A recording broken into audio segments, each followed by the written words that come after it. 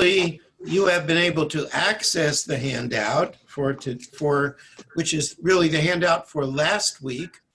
That And helps.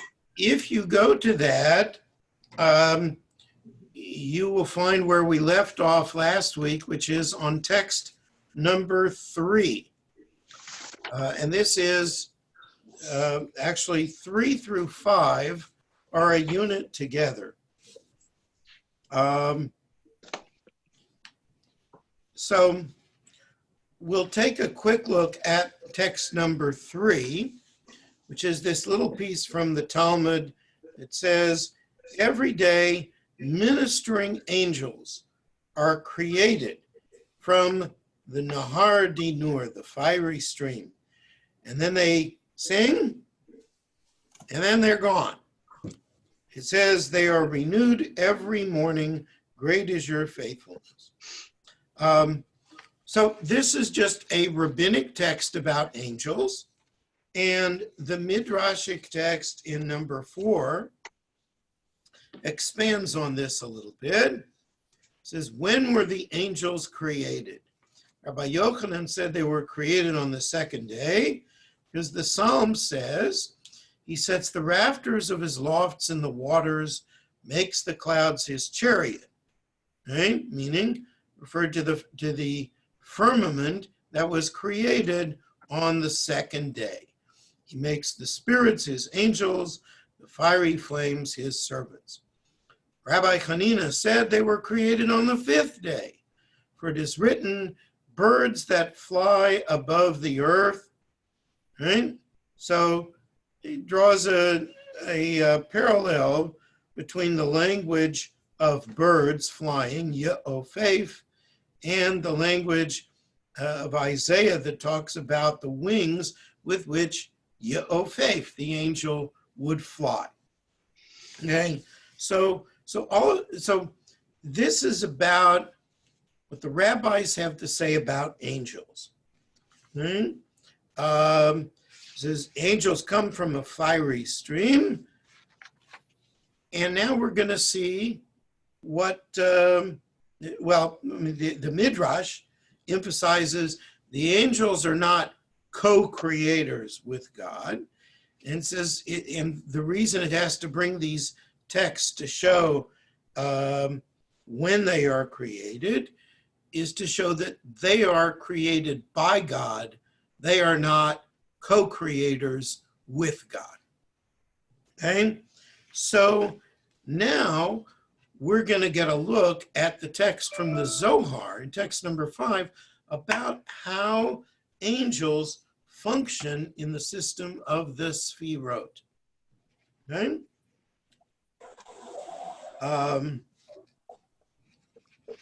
So it says, quotes the verse from Psalm 104, who causes the grass to grow for the beast. So did David, the author of the Psalms, as you know, at least that's the view of the Zohar and the view of Jewish tradition until modernity, that David wrote the Psalms. Did David speak with the Holy Spirit simply in order to congratulate the beast for having grass to eat? No. Who causes the grass to grow refers to the 600 million angelic messengers who were created on the 2nd day of creation. They are all a flaming fire, and they are grass. Why grass? Because they grow like grass in the world. They're cut down every day, and they grow again, as at the beginning. And so it is written, who causes the grass to grow for the beast. This is the point of the verse from Proverbs that says, the righteous knows the soul of his person. So this text begins with what seems to be kind of a normal verse from a psalm of, praising God. But it says, well, the point of the verse has to be something more than that. It has to have another meaning on the higher level. The grass is not just food for the beast. It alludes to a vast number of angels. Now the Midrashic text number 4 here, proposes the angels were created on the second day, right? In the Zohar, the second day represents the sphera of Gevura, power, or din, judgment, right? And that fits with the Talmudic text about the source of the angels, right? Because the fiery stream, that's a stream of judgment, right? The verse from Proverbs that comes in at the end of the text of the Zohar, right? There, the righteous, in Kabbalah, the righteous generally refers to the sphera of Yesod, right?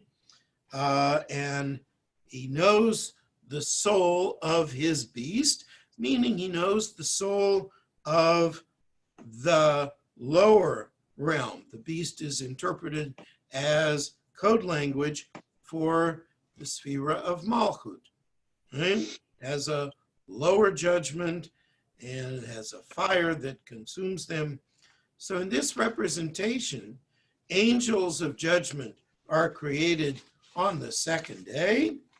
Other angels are created on the fifth day, which sort of satisfies both the positions of the Midrash. The Zohar is itself a Midrash, but it's not like the classical Midrash, right? It does creatively reinterpret the biblical text, but the symbolism is on a whole different order, right? So let me stop for a moment and see if any of you have questions or comments up to here. Yes, Lou. A few. In text 3, the fiery stream, the hard dinor, where does that come from? That's just the hypothesis of the rabbis in the Talmud. What does it represent? It suggests that, the angels have a certain raw power, right, that comes from this stream of fire.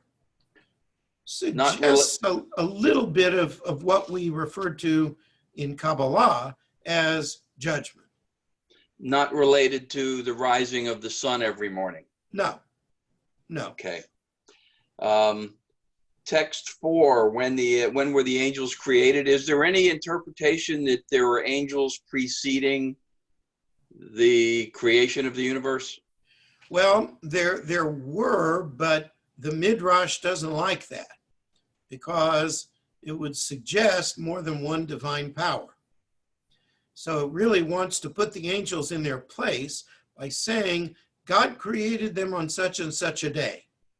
Why is that important? So that you'll know that the angels are not the boss. They don't have an independent authority. They're creations of God. 600 million angelic messengers. Where does that number come from? That I don't know. It looks like an arbitrary number, but I would have to, I'd have to ask someone at a higher pay grade if they know why he uses the number 600 million. All right, send them an email. Right. Yes, Ann. You have to unmute yourself, Ann. Can you hear me? Now I can hear you. What is the text that you're taking all this from? Well, there's this is from the handout from last week. Okay. So this last text from the Zohar, right, should be on that handout. Right. Where in the Zohar is it? First volume? Zohar is from the third volume of the Zohar, actually fairly near the end. Thank you. Yes, Deborah. You can unmute yourself.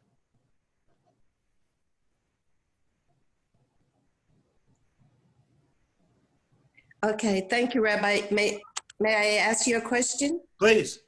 Okay, I'm so sorry I missed. What day were the angels created? So there is a dispute in the Midrash about whether they are created on the second day or the fifth day, right? So if you want to check the text of this, you just have to go back to the website where you linked into this session. And there it has the handout from last week, right? Which is what we're still working through. Will do, thank you. And also, what would be the significance of the second day before the fifth day? Is there any interpretation you have on that? It's just how the rabbis associated it with, different creations. Which, is the angel like the birds, or is the angel like the firmament, right? Okay. All right. But the key thing, and the key reason why they're doing all this, is because they want to make sure you understand that the angels are not independent authorities. They are creations of God. They do God's bidding. They are responsible to God. All right. Thank you, sir. Sure. Other questions or comments before we go on? All right. So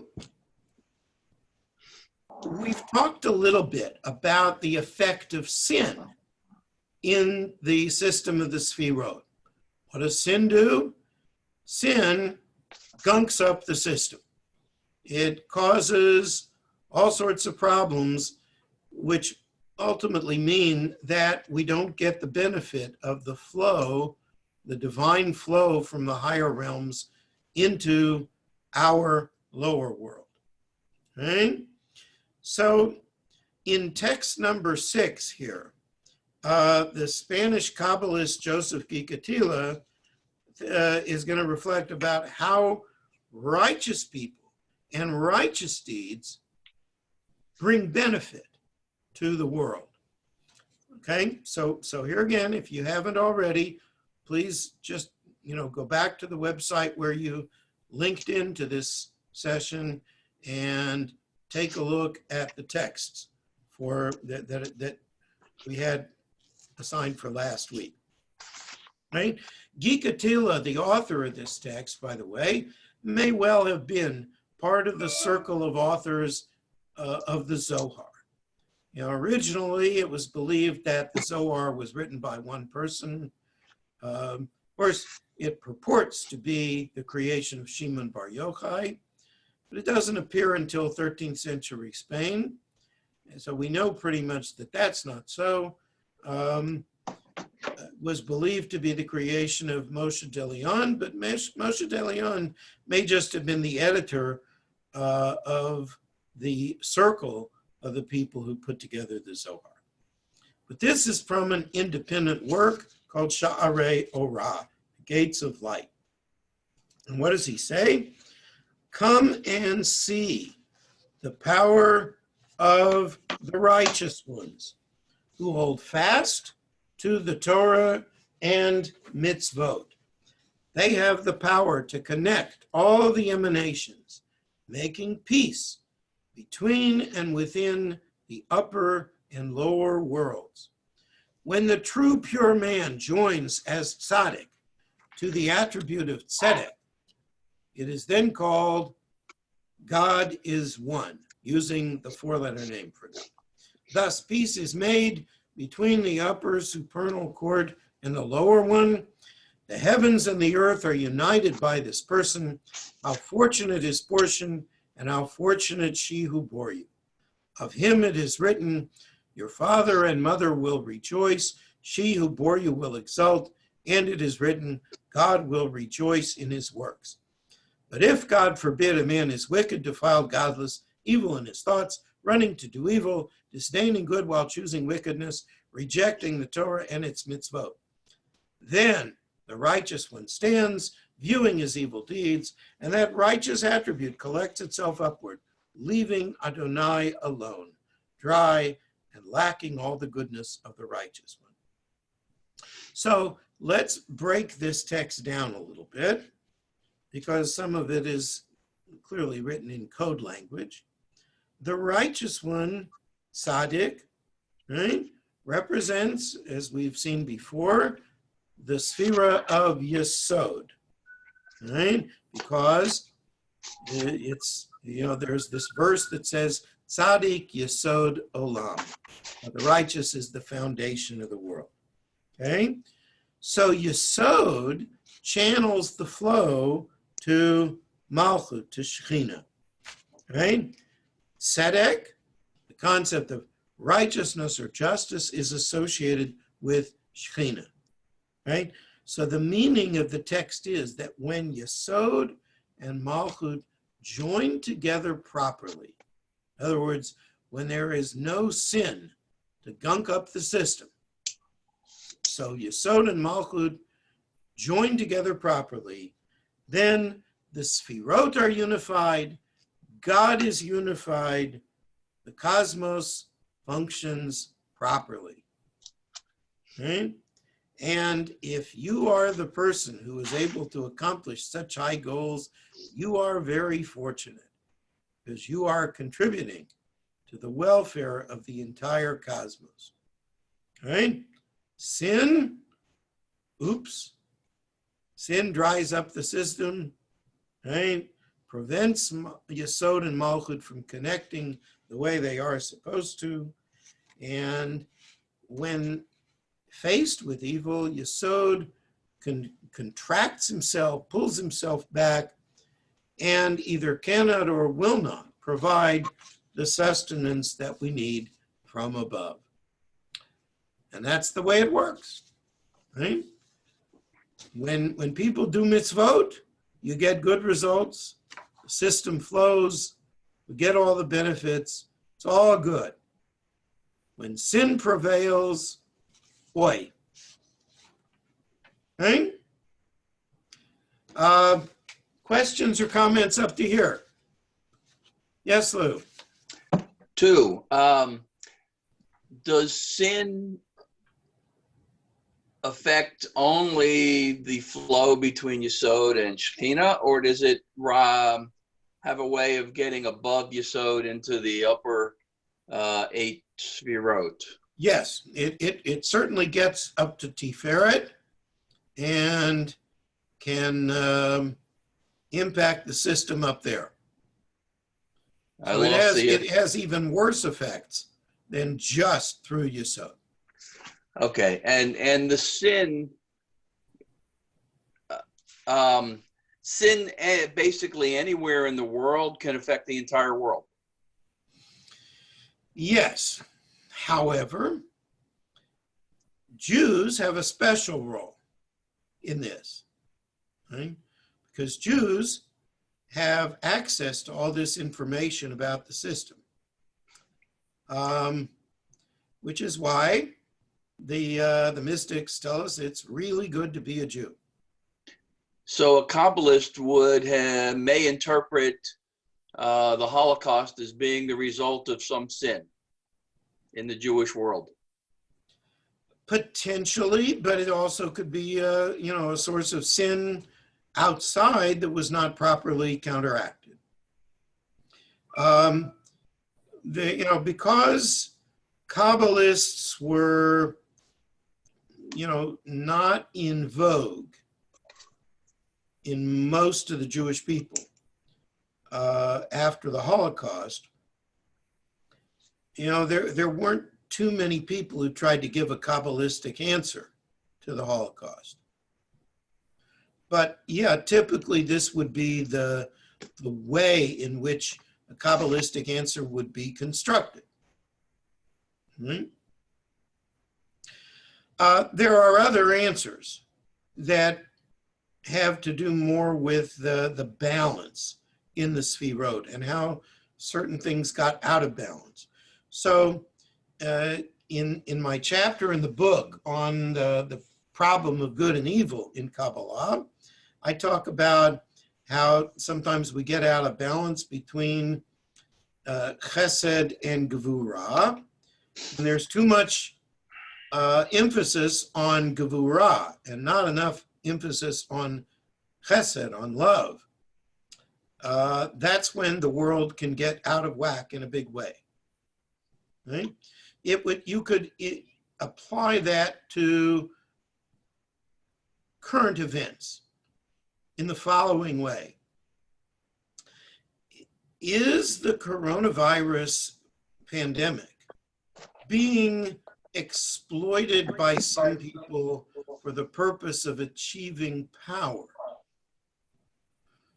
Or are people trying to manipulate that for, the benefit of themselves or of certain groups, certain political parties? Or are our efforts to combat the virus functioning essentially out of love, out of a desire to save life, out of a desire to, extend compassion to every human being, wherever they are, right? So you can draw your own conclusions as to who the virtuous people are and who the guilty people are, but that would be a Kabbalistic approach to the problem of the pandemic.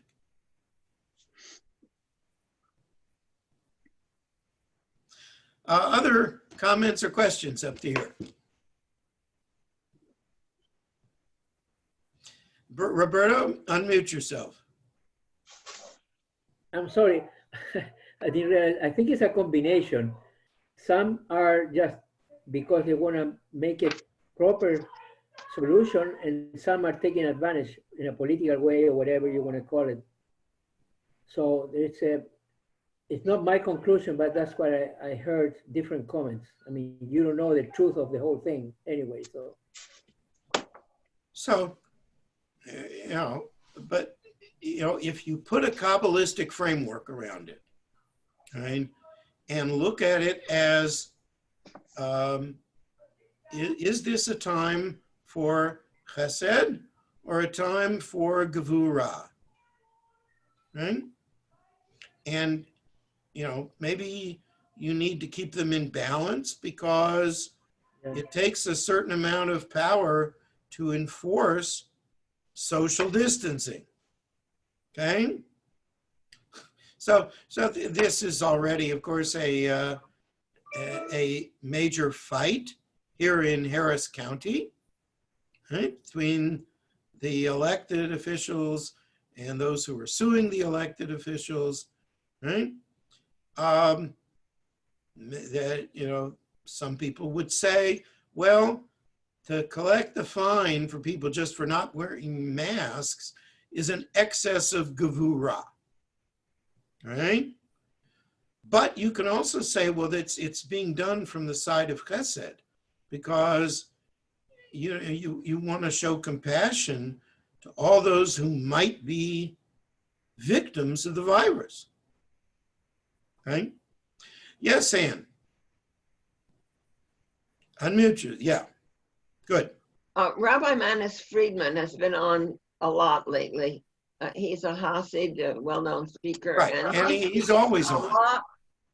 He's proclaiming a lot of Hesed that's going on. He says we will all be more loving after this, that married couples having been forced to spend 24 hours a day together with each other and their children will be more loving towards one another, and everybody and the whole world is getting better by this. And you would like a comment on that? I don't expect that. I am a little more skeptical than Rabbi Manis Friedman. I definitely think there are benefits to be gained from the experience, and hopefully we will remember some of them.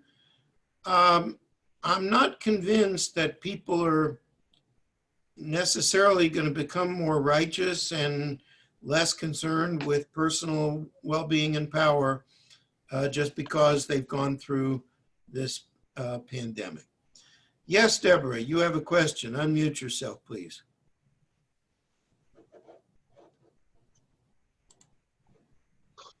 Okay, thank you. I'm sorry, I'm getting used to this.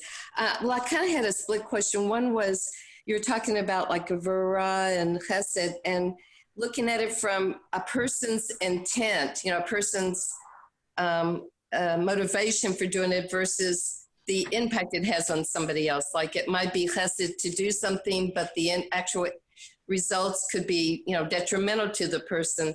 I wanted to ask you about that. How do you decipher, an action based on that, number one? And number two,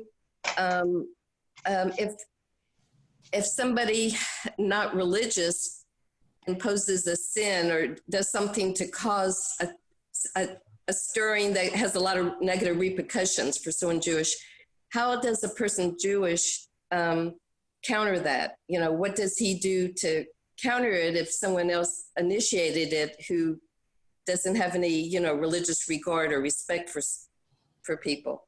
Right. So, you respond to Gevurah, to take your second question, you respond to Gevurah with Chesed. In other words, if there's an excess of emphasis on power, on rules, on gaining control over other people, then you respond to that with Chesed. And that brings the system back into balance. Right? So you have to understand a person's own intent, but well, you make judgments about that intent. Right, but I mean, if the repercussions are not aligned with the person's intent, they mean well, but they cause disaster. Or maybe they don't really mean well. Right. Well, to me, the conflict would mean. Look, there are all sorts of situations where we think we mean well, but we don't do well. So, for instance, the parent, and again, I fall back on the example of parenting because I think it's so powerful. Right. The parent who raises their child with an excess of love and a minimum of rules, they will tell you that they are doing it because they believe in love. And they're showing love to their child.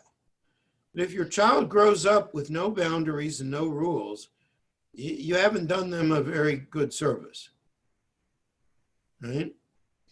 And the same is true at the other end. If you raise a child to try to make them tough, right?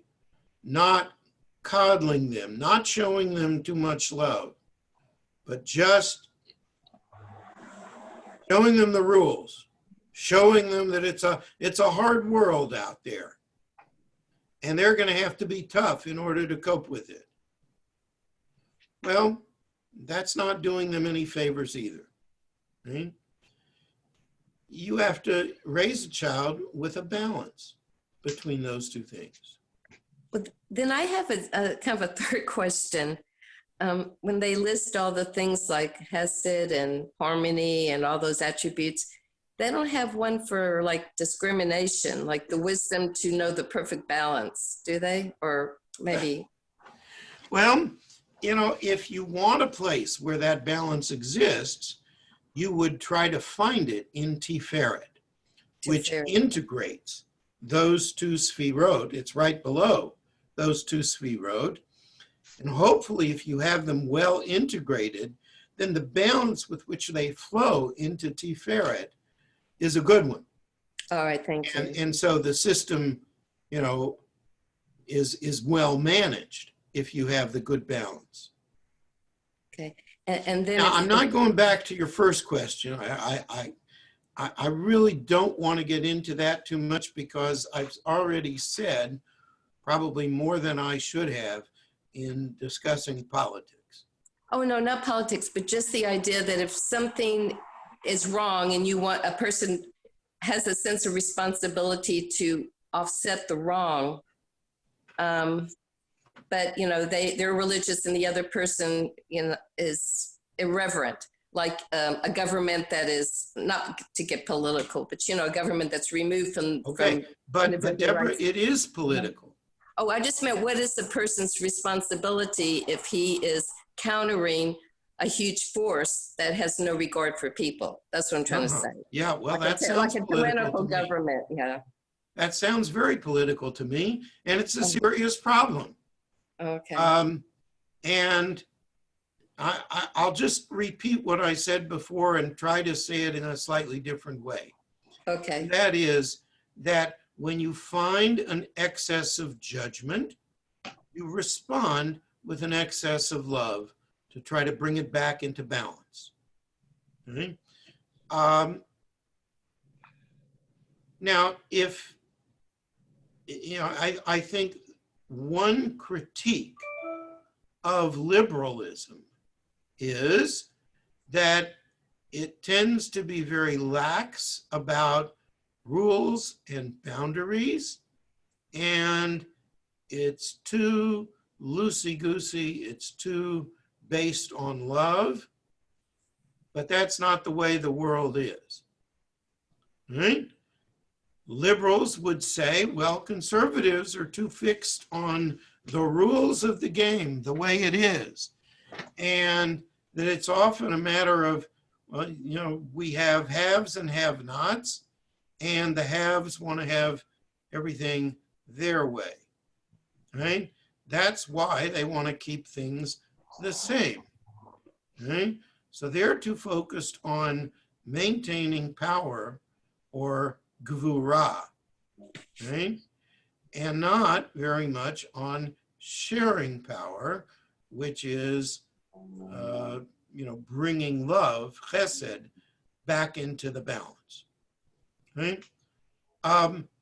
This is not to try to get anyone to vote for one particular party or one particular candidate, only that, you know, Kabbalah has a lot to say about the big issues. Yes, Lou. Like anything else in life, there's two sides to that coin.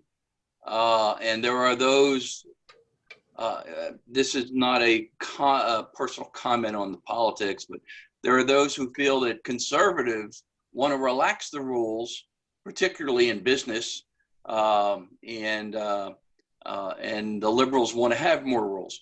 So that at the same time, you can look at the same issue from both sides of the coin.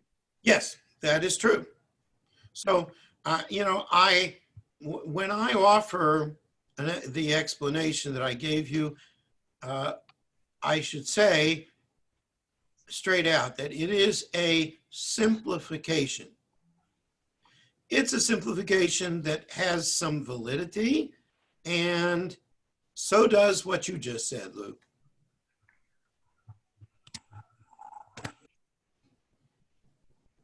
Okay, other questions or comments before we go on? So that's Rabbi Gikatila's addition to our situation. Now to text number 7 from the Zohar. It says, Rabbi Akiva said, everything the Holy One, blessed be, has made can teach us immense wisdom. As it is written, quotes the verse from Proverbs, the Lord made all things lema'anehu, which can be translated either for a purpose or concerning himself. Right? The Lord made all things concerning himself. Rabbi Eliezer said, learn it from here, from the verse in Genesis, God saw everything that he had made, and behold, it was very good. What is the point of very? In other words, why doesn't it just say it was good? Why does it say very good? It says, learn the supernal wisdom from it. In other words, this higher Kabbalistic wisdom that is available to us, that's what's very good. Rabbi Yehuda quotes the verse from Kohelet, the one corresponding to the other God has made, or the one no less than the other was God's doing, right? You could apply that to the balance between Chesed and Gevurah as well, right? So what does this mean? According to Rabbi Yehuda, the Holy One, blessed be He, has done on earth similar to the heavens. All things below are symbols of what is above. And that's really the purpose for including this text. That last phrase is the key point. You know, so much of Jewish mysticism involves mirroring some aspect of God down here so as to connect or to strengthen that aspect in the higher realms, right? Or as the text there put it, the back in the beginning of our class, back in the fall, we talked about how the tzaddik below arouses the tzaddik above. The Zohar elsewhere says, an entity above is not aroused until there is first aroused that below on which it may abide. The text here says that the reverse is also true. You can learn about aspects of God from everything on earth. And after all, there's no place that is devoid of God, according to the Zohar. Right? So God is in everything and every place. So we just have to identify the part of God, the aspect of God, which dominates in that particular place. Right? And even evil can be an aspect of God. And we'll talk about that next year. All right? Questions or comments here? Yes, Lou.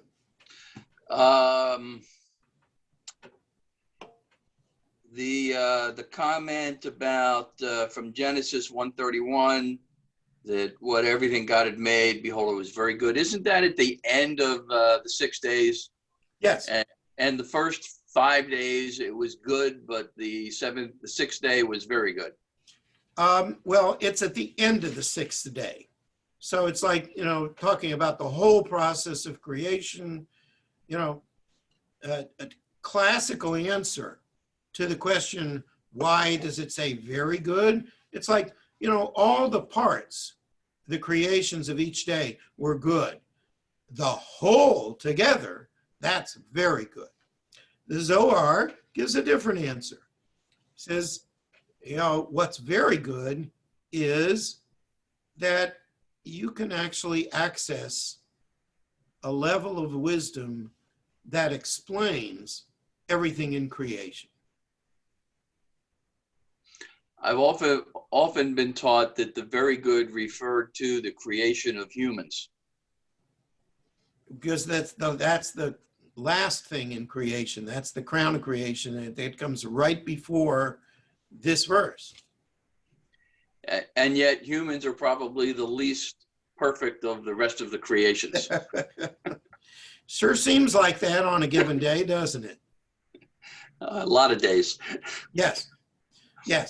Now, well, we deal with other human beings, and if we deal with ourselves too, we understand that better. Right? Other questions or comments? Lisa, are you trying to frame a question? Because if you are, just unmute yourself. Very basic question. I cannot find text 7. Oh, Aram. Is that not listed in the handout that you have, everyone? I've looked on both pages for April 19th.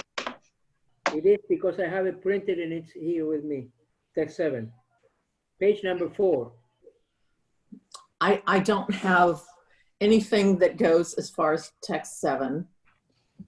Okay. That's okay. Thank you very much. Well, I'm sorry. Lisa, if you will, email me at rabbidanny@aol.com, and I will send you a copy of that. That's great. Thank you, Rabbi. Okay. Now, number 8. Now we're just leaping forward 6 centuries or so. This is an early Hasidic teaching which treats the Sfirot as representing the letters of God's name. So he quotes this verse from Proverbs, which, by the way, is a very popular verse in earlier Midrash and in ethical literature. Says, B'chol derachecha da'ehu. In all your ways, know him. Or some translated da'ehu as acknowledge him. And he says this is an important principle. Da'ehu is an expression of joining together, meaning joining 2 letters of the divine name, the He and the Vav, in all your dealings, even in your physical involvements. Now, the original verse probably was telling people that, in the values by which you live, you acknowledge God's rule and God's reality. In other words, you live by God's laws, and that's a way of showing everyone around you that you acknowledge that God is real. The root of the word da'ehu is yodea, knowing. Right? Well, you know that knowing in the Bible can also have the implication of sexual joining, right? The beginning of the 4th chapter of Genesis talks about how Adam knew his wife, right? So we all know what that means in the Bible, right? So by dividing up the word da'ehu, the Hasidic master reads it in the following way. Da, he, vav. Hu. Da, he, vav. Join together the he and the vav. Now, what do the he and the vav represent in Kabbalah? The he represents the lowest of the 10 Sfirot, Malchut, Shechina. The Vav, which is the 6th letter of the Aleph Bet, represents the cluster of the 6 Sfirot above Malchut, coalescing around Tiferet, right? And when you unify those Sfirot, if you have in mind their unification in everything you do, then you promote the positive working of the system. It's like we said before, you promote, you do mitzvot, and you help to promote a clear channel between Tiferet and Shechina throughout the system.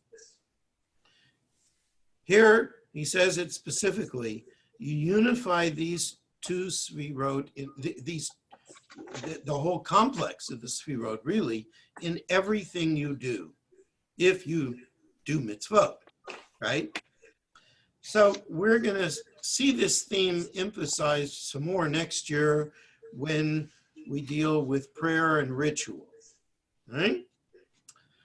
Comments or questions here?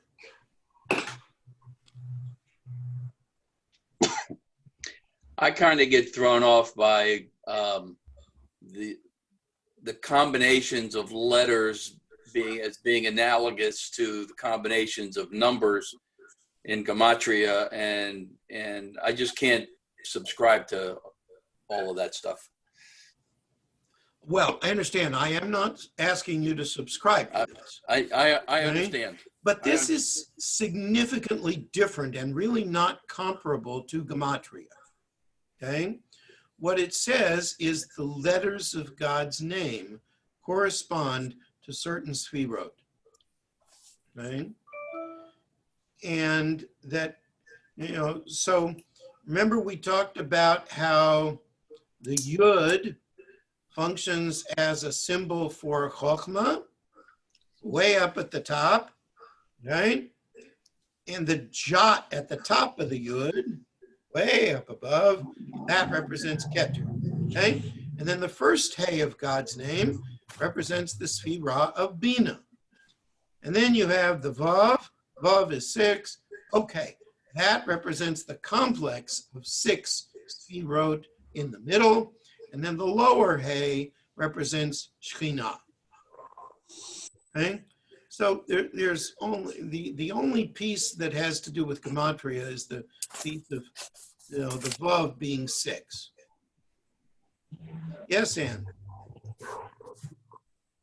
You have to unmute yourself, Ann.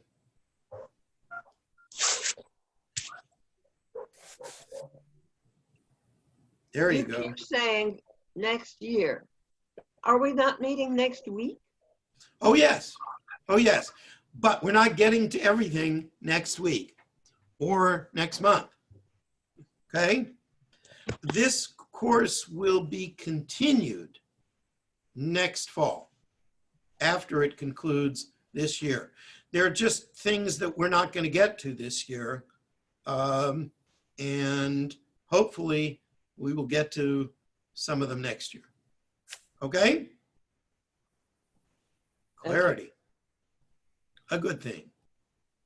Other questions or comments before we go on?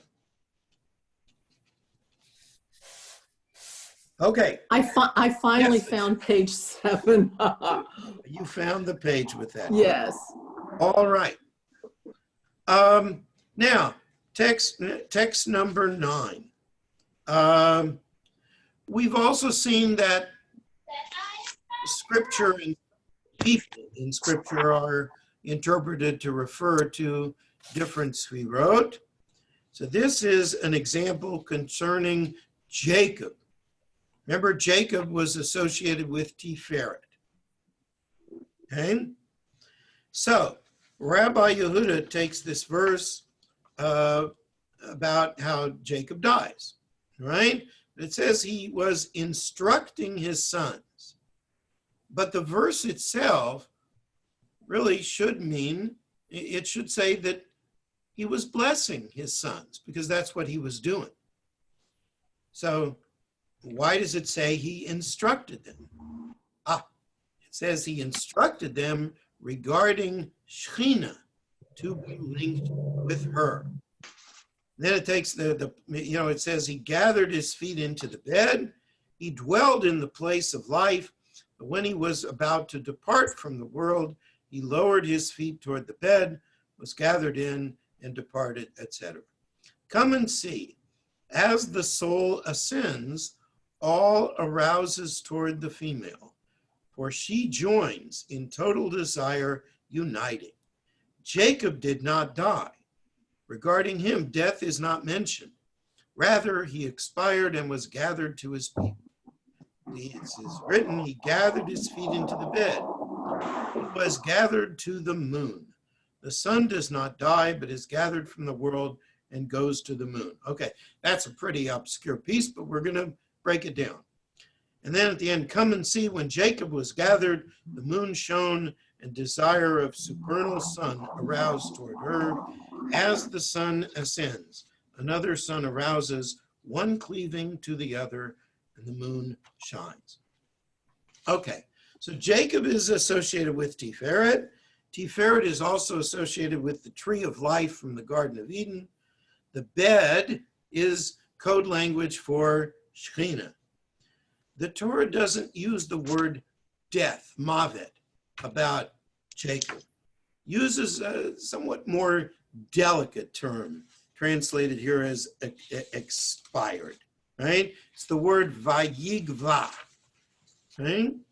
And based on this, there is a rabbinic teaching that says Jacob, our father, did not die. Tiferet is associated with the sun. Shekhinah is associated with the moon. The sun goes down, but of course, like Jacob in this conception, does not die. It continues to illuminate the moon. In other words, even back then, in the 13th century, they understood that it was the light of the sun that reflected and made the moon visible. Right? So in the Zohar's reading, Jacob in death, as the soul ascends, is trying to mirror that higher unification between Tiferet and Shekhinah. Comments or questions up to here?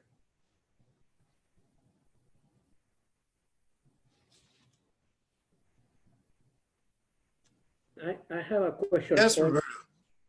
Back on text 6, sorry about that.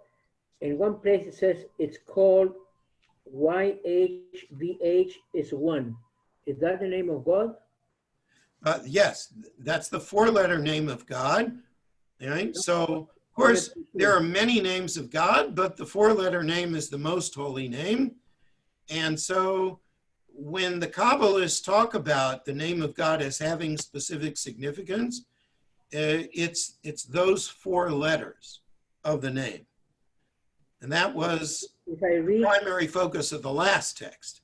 It's funny because if I read, it will say like Jehovah.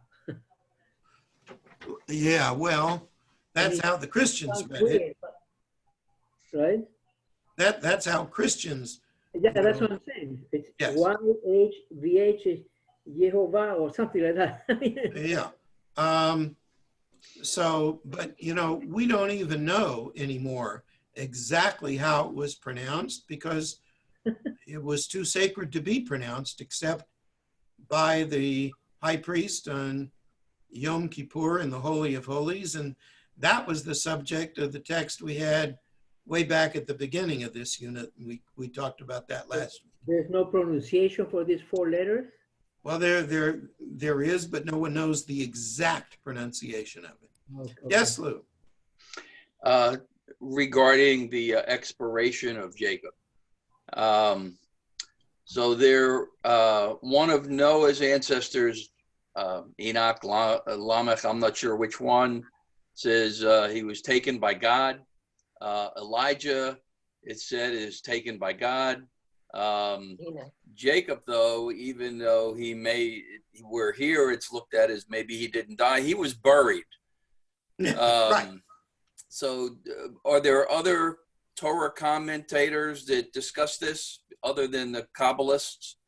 Well, oh yeah, I mean, it's a much earlier theme in rabbinic text. So the idea that Yosef Avinu lo mate, the drasha, that is, long before Kabbalah. And yeah, it's not meant to be taken literally because we do know that Jacob is buried.